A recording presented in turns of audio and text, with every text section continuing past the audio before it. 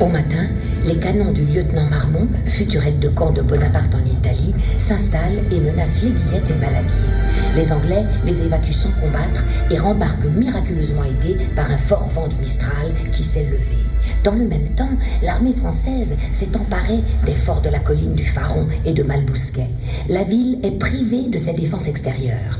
Les coalisés décident de l'évacuer, non sans détruire la flotte française qui les avait accueillis en amis 4 mois plus tôt.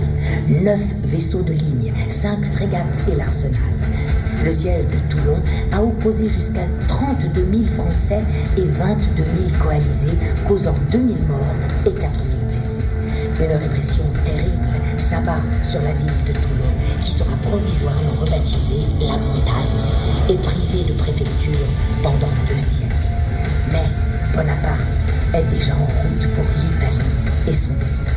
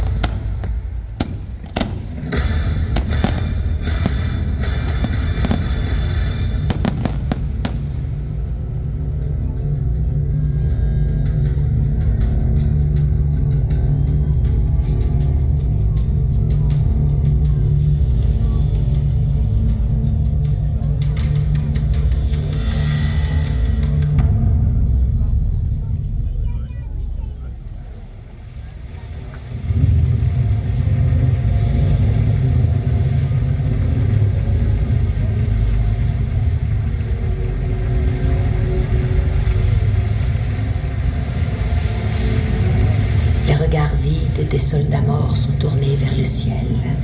Après le terrible vacarme des combats, règne un silence de fin du monde. La terre est dévastée. Ici, à Balaguier, au Fort-Caire, à Bois-Sacré, reposent les sacrifiés pour la liberté.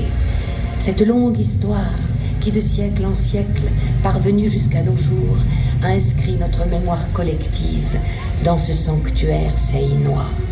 Demain, quand la forêt recouvrira de son ombre douce les sépultures de nos morts pour la nation, quand la mer cristalline brillera sous un soleil de paix, respectez ce paysage sacré, car ici sont nos origines.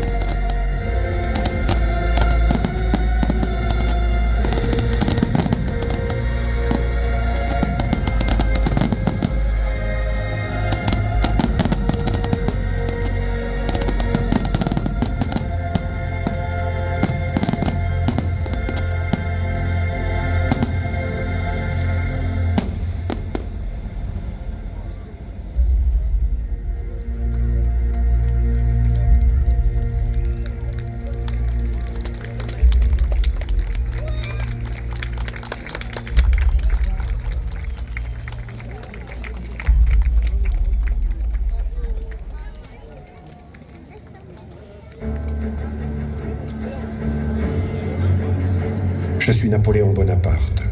Dans le feu des combats, j'ai construit ma légende, dont on parlera longtemps. Sur le champ de bataille, l'aube triste révèle la multitude des soldats tombés. Mes soldats, mes frères. Enfants de la Révolution, dont les regards éteints m'interrogent. Moi, le victorieux. Mais je ne suis qu'un passant dans la plaine, un chercheur penché sur cette terre pétrie de chair humaine. Dieu se joue de nous, déplaçant les pièces blanches et noires des deux camps sur l'échiquier. L'histoire réinvente un récit changeant, dont l'écho nous parvient déformé. De l'aube au crépuscule, de la victoire à la défaite.